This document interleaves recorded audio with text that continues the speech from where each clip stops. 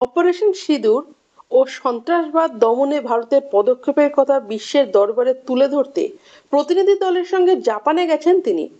তার মধ্যে সময় বের করে টোকিওতে বাঙালি বীর স্বাধীনতা সংগ্রামী রাসবিহারী বসুর স্মৃতিসৌধে শ্রদ্ধা জানালেন তৃণমূল সাংসদ অভিষেক বন্দ্যোপাধ্যায়। বিপ্লবী রাসবিহারী বসুর স্মৃতিসৌধটি ভাঙাচোরা অবস্থায় পড়ে রয়েছে। এই নিয়ে জাপানে ভারতীয় রাষ্ট্রদূতের দৃষ্টি আকর্ষণ করেন অভিষেক। রাজনীতির কারবারিদের বলছেন, জাপানে গিয়ে বাঙালি আবেগের শান দিলেন তৃণমূলের সর্বভারতীয় সাধারণ সম্পাদক। স্বাধীনতা সংগ্রামী রাসবিহারী বসুর স্মৃতিসৌধে শ্রদ্ধার্ঘ্য জানান তিনি।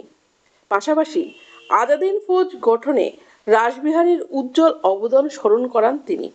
সুভাষচন্দ্র বসুর নেতাজি হয়ে ওঠার ক্ষেত্রে মূল কারিগর রাসবিহারী বসু যাতে প্রাপ্য মর্যাদা পান তা নিয়েও সরব হন তৃণমূল সাংসদ।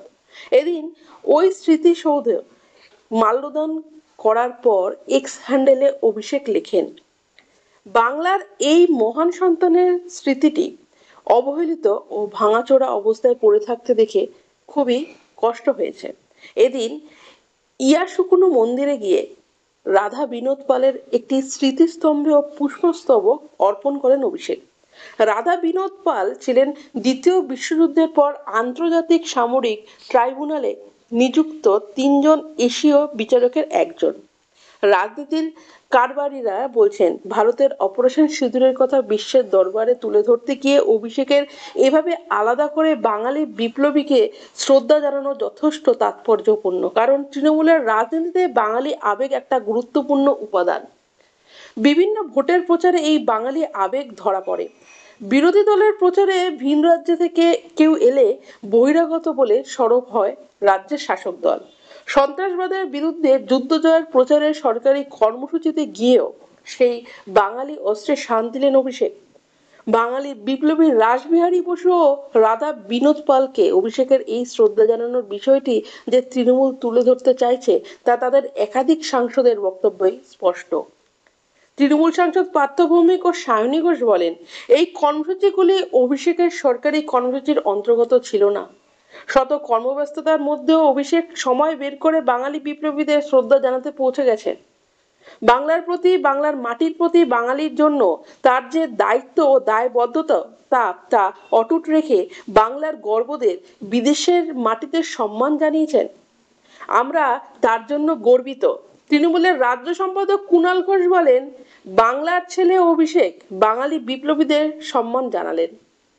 অন্যদিকে অবশেষে দীর্ঘ প্রতীক্ষার অবসান ঘটিয়ে ঘরে ফিরলেন বিএসএফ জওয়ান পূর্ণম কুমার সাউ। পাক রেঞ্জার্সদের হাতে আটকে পড়া পূর্ণম গত 14ই মে ভারতে ফিরেছিলেন। এদিকে পূর্ণমের প্রত্যাবর্তনের খবর সামনে আসতেই স্বস্তি পায় তার পরিবার। যদিও তারপরে পূর্ণমের বাড়িতে ফিরে আসার ক্ষেত্রে আরও কিছুটা অপেক্ষা করতে হয়, তবে শুক্রবার বিকালে হাওড়া স্টেশনে নামলেন পূর্ণম। এদিকে স্টেশনে নেমেই পাকিস্তানে আটকে থাকাকালীন তিনি যে সবসময় বাড়ির কথা ভেবেছেন তাও জানালেন পূর্ণম। তিনি জানান, বাড়ির কথা, পরিবারের কথা খুব মনে পড়ছিল। এখন আমার নিজের দেশে ফিরতে পেরেছি, আমার খুবই ভালো লাগছে। এদিকে পূর্ণমকে স্টেশন থেকে নিতে আসেন রিষ্টা পুরসভার চেয়ারম্যান বিজয় সাগর মিশ্র। শুধু তাই নয়, তিনি পূর্ণমের বাড়ি ফেরাকে আরো স্মরণীয় করে তোলার লক্ষ্যে আনন্দ মিছিলের আয়োজন করেন। এই প্রসঙ্গে বিজয় সাগর মিশ্র জানান, আমাদের ঘরের ছেলে পূর্ণম, রিষ্টার ছেলে পূর্ণম আজ নিজের বাড়িতে যাচ্ছে, আমাদের খুব ভালো লাগছে। অন্যদিকে ঘরের ছেলে ঘরে ফেরার আসার আনন্দে উচ্ছ্বাস পরিলক্ষিত হয়েছে। গোটা বাড়ি আলো দিয়ে সাজানোর পাশাপাশি রান্না করা হয়েছে পূর্ণমের প্রিয় লুচি তরকারি এবং দই মিষ্টি। আত্মীয় স্বজনের সমাগমে রীতিমতো উৎসবের আমেজ বজায় রয়েছে পূর্ণমের বাড়িতে। এদিকে ঘরে ফিরে পূর্ণম দীপ্ত করতে জানান, আমি ফের কাজে যাব। এর আগেও কখনো ভয় পাইনি, এখনো পাচ্ছি না, আর পরেও পাবো না।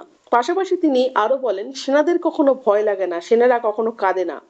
এই প্রসঙ্গে জানিয়ে রাখি, পেহেলগাঁও হামলার ঠিক পরের দিন অর্থাৎ গত 23শে ফেব্রুয়ারি ভুল করে সীমান্ত পেরিয়ে পাক রেঞ্জার্সদের হাতে আটকে পড়েন পূর্ণম। দীর্ঘ 22 দিন তাকে আটকে রাখে পাকিস্তান। অবশেষে একাধিক আলোচনার পর গত 14ই মে সীমান্ত দিয়ে পূর্ণম দেশে ফেরেন। এই মতো অবস্থায় আজ অর্থাৎ শুক্রবার নিজের বাড়িতে ফেরেন তিনি।